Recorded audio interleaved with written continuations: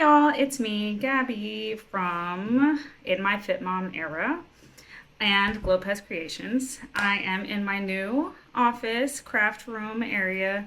We got moved, so I just thought I'd do an update finally. We've been here for a few weeks now.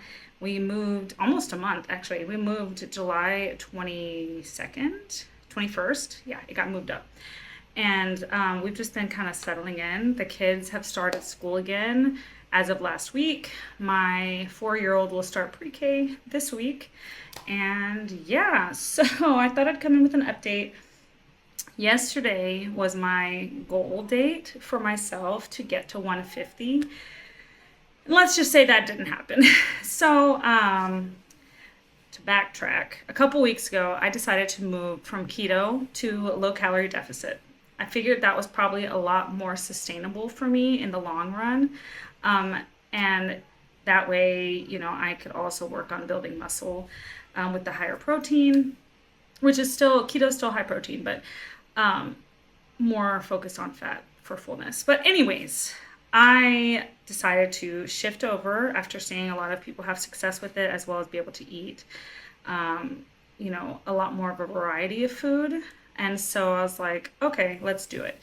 So I knew for a few days I was going to gain weight. So I started that, I want to say, let me look, July 5th? No. Sorry, I just realized I was in the wrong month. July 26th. Yes. Today is August 16th, excuse me. I'm going into this without any kind of script or anything. I have no notes in front of me. Anyways, end of July-ish, I decided to switch, and I started to gain weight the first few days, which I knew was going to happen. Okay, here we go. July 26th. So July 26th, I was 167.6. The last time I made this video was the last video was July 18th, and I was 169.5. And I had gotten down to 167.6 in about a week and a day. And so I was like, okay, I'm going to switch over. And for the first few days, I gained like 3 pounds. And then after that, I started losing again. And I lost those 3 pounds and went down to 166.2. And then the lowest I got to was, hold on one second. All right, sorry about that. So the lowest I had gotten before that was 165.8. So I was like, oh my gosh, that's like the lowest I've ever been. But then again, I started gaining weight, and then I switched over, and that's when I gained weight and lost weight. Back to this, sorry. So then I started Googling last weekend, like around August 6th or 7th, because I had gained 2 pounds, and I was like devastated because of course I'd been doing all this work, and suddenly I was up and then down, and I understood that. And then suddenly I was creeping back up for some reason. I was like, what the heck is going on? So I was Googling, and if you follow me on Instagram, you see that I work out every day, every single day. My streak today is like 118 or something like that. Let me look. And I wasn't taking any actual rest days. Every Saturday and sometimes occasionally Sundays, I would go meet my friend, and she would do some strength. She would teach me some strength training and other stuff. And so, yeah, today's 119. And I Googled, and it was like, you're probably inflamed from no rest days. You need a break. And I have ADHD, and if I take a break, I feel like I'm not going to get back to it. So I was like, okay, can I just reduce my workout for the day? Because I literally was working out 1.5 hours to 2 hours some days, even more than 2 hours on other days, on Saturdays and Sundays. I think I would work out for like 3 hours straight. And so conclusion came out to that, yes, I need a break. I can still work out, bring it down to my 30 minutes a day. So that's what I did. I did next gym for 30 minutes a day at half the 50% effort. So no weights, no sweat, no we wanted to keep um, my heart rate down. So what I would do, I was just, instead of running my cardio back and forth, I would walk it back and forth on the 2 rest days. So I gave myself Sunday and Monday to rest of last week. And um, and elevated my legs because I also realized my legs were very swollen, very much like deep indent. Once I checked my legs, like I would get an indent that lasted for over 4 minutes. Like I was like, okay, so I'm retaining a lot of water from not taking a rest, not allowing my muscles to take a break. And so that's what I did. So for Sunday to Monday, I weighed myself and I had lost weight. I was like, what the heck? So that was last Sunday. Last Sunday, I was 169.3. And then the next morning, I was 167.5. That was Monday. So I elevated my legs overnight. And that night, I went to the bathroom every hour on the hour, like constantly. And I just ate as normal. I'm eating 1,800 calories a day. So Monday was my next rest day, and again, elevated my legs, did my normal 1,800 calories. I did my workout at 50%, no weights, no sweat, nothing. I think I even did a little bit of yoga to like help stretch out everything. And that Tuesday, I lost another almost 2 pounds. I was 165.8. So I was back down finally to my lowest weight. And then from Tuesday, I increased the intensity and I have been losing weight consistently. One day I didn't lose any weight. The next day I lost zero point 0.2. And then the next day after that, I lost down to what I am now, 163.8. And today is my rest day. So I just did light cardio, which was again walking back and forth. I still get my 10,000 steps a day at least. And then when it came to the weights today, I just arms back, forward, which actually felt good on my muscles. I felt like I was stretching them out from yesterday's workout. Sorry about that. Interruptions. I locked my door, so they knocked. But anywho, so we'll see, how it goes. The last couple nights as well, I've been going to the restroom pretty much on the hour and going to the bathroom. I've been elevating my legs every day, and the indentation on my leg has decreased a lot. It's still slightly there, but I'm not gonna, it's not as bad as it was. So yes, so today I'm 163.8. I am gonna see if I can try to get to 155 by the end of this month. So that is less than 10 pounds for the next, let's see, 2.5 weeks-ish. And by the end of at least the first week of September. We'll see. Honestly, if I don't get there, I'm still going to have surgery. It's not going to be in October because I've already basically surpassed what he wanted me to lose. Like not surpassed what he wanted me to lose, surpassed the fluctuation that he said. He said he didn't want me to lose more than... I haven't lost 10 pounds, but I'm gonna lose that 10 pounds, like at least to 160 before I see him. So I know he's gonna make me wait 3 months. So what I'm gonna try to do is just get in a week or two earlier because, like I mentioned before, he does exactly 3 months from the date that I see him, and I'm gonna see him September 23rd. I'm not trying to be in the hospital for Christmas because he will make me stay for 2 days. That's the other thing I forgot to update on. Tricare approved my skin removal surgery inpatient referral. So that means that I can stay in the hospital for up to the days that are needed from my doctor. So I don't have to stress about like, okay, is it covered? Now do I have to pay for a room? And so, yeah, I'm so excited. All that I needed was that my doctor from the Korean hospital let them know why I am in need of being inpatient. And so I saw the letter from him that he sent to my PCM. And that included that I had, lacerations, previous lacerations, and infections in those areas. Like, thankfully, right now they're not red, but they've gotten red and itchy, and they are itchy constantly. But this is the skin so far on my arms. Um, there, it's a lot. And during boxing, which I haven't done boxing in like a week and a half, a week or so, I want to say, because I got to where I was like, okay, I don't want to do this anymore. And so I'm only doing Next Gym for 30 minutes a day. I'm not doing 1.5 hours. I'm kind of giving my body that little time to recover.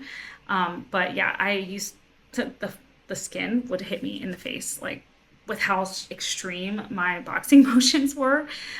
So yeah, I cannot wait to get that off. I'm gonna have my arms and stomach done, no belly button. Yeah, he even put that in there that he was gonna do my arms, and they still approved it, because my referral is for any skin. So, and then after that, 2 months later, I'm gonna get my thighs done. At least that's the hope. I don't know if I need a second referral for that, or if he just schedules it and counts it as part of it. Excuse me. But I'm almost done with this video. I thought I would go ahead, because a lot of people I see in person here on base that know me, even my realtor, she was like, where do you even need the removal from? Like, she's like, I don't see any skin. And I was like, I usually show my arms. And she's like, well, I mean, yeah, I understand that. And then I'm like, well, and also my belly. And I show a lot of people. And I mean, not a lot of people, but I show people. So I might as well show you guys, right? So let me get into a good view. Excuse the mess. I'm still kind of getting in here. But this is me now. I like my size. I've always liked my size, even when I was at 170, but this feels good. Like, I feel good. But I'm nervous. Here we go. So I do believe I have diastasis recti. And so up here, pooches out. This is not me holding it in. This is not me sucking it in. When I suck in, this is me sucking in. And you can see the skin a lot more. But let me adjust this real quick.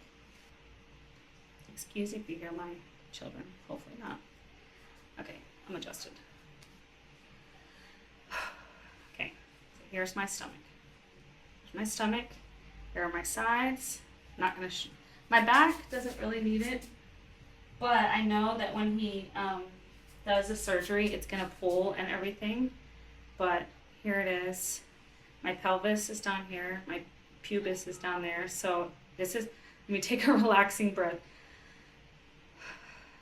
If I drop it. And people are like, I don't see that when I see you in person. And I'm like, yeah, I use a lot of compression.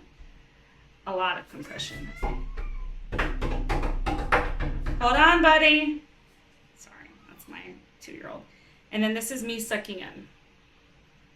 You can see the indentation right here, slightly. And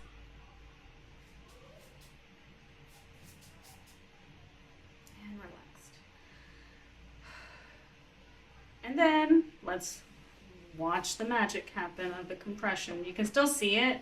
I feel like I'm gonna look so flat when I do finally have my surgery. I think it's gonna be such a mind game for me, because I'm so used to being bigger. Like, I've always been bigger, even in high school, and I am happy that I'm taking this like journey and taking this like seriously, and I've changed my habits. And I think the biggest thing is that I'm seeing that food is not evil, and that I need it to nourish me and to take care of me, and that it's not bad food, good food. It's food, and like, I need it for energy. And especially nowadays, because I'm strength training, and I'm trying to like build muscle and get stronger. That's my goal, is to be stronger, that I know I need certain foods more than others, but if I won't deprive myself of what I want.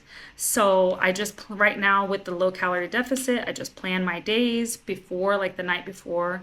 And if I have to switch it, I'll switch it. If I have a craving or something, I'll just fit it in, and adjust as needed.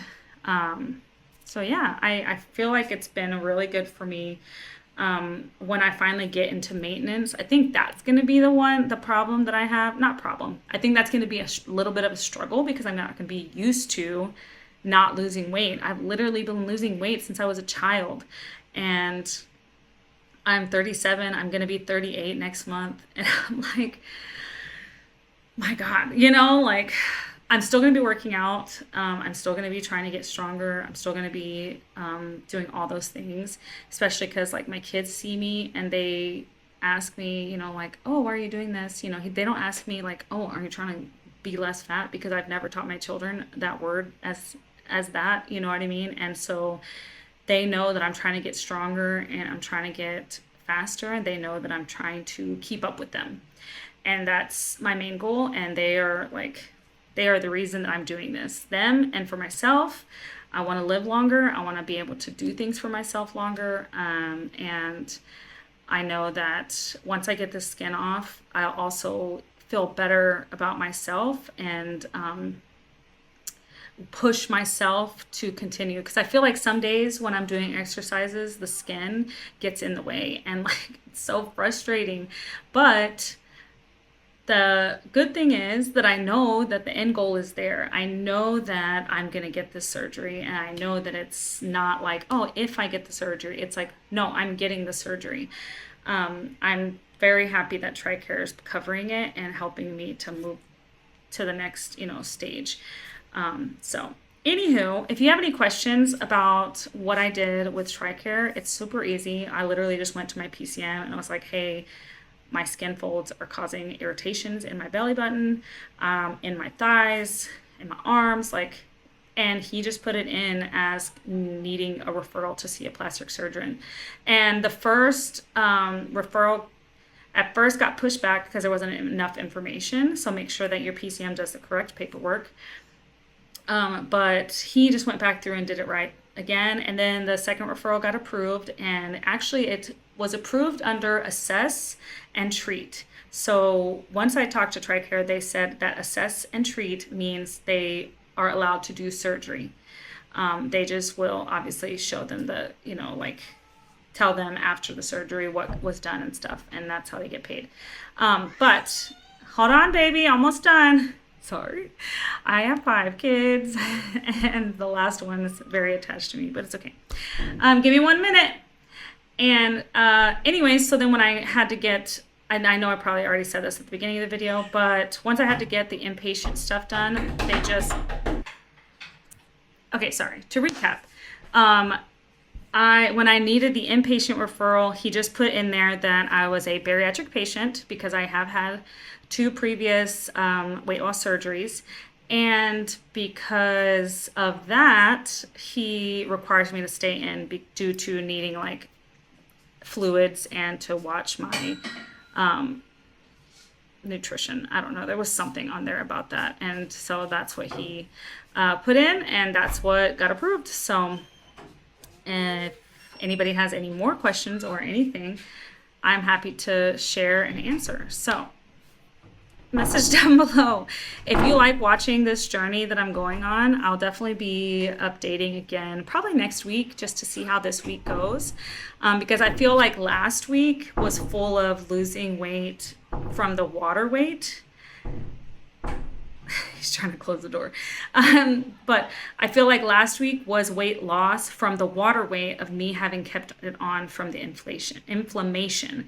So this week I'm hoping ends up with more of a loss and more fat loss, so that I can hopefully get on to 150 or less. So 155 is currently my goal, because he does allow for some fluctuation after or before while waiting for surgery. So 5 pounds I think is like 10 pounds I think is his max, but I'm not going to be losing 10 pounds between September and December.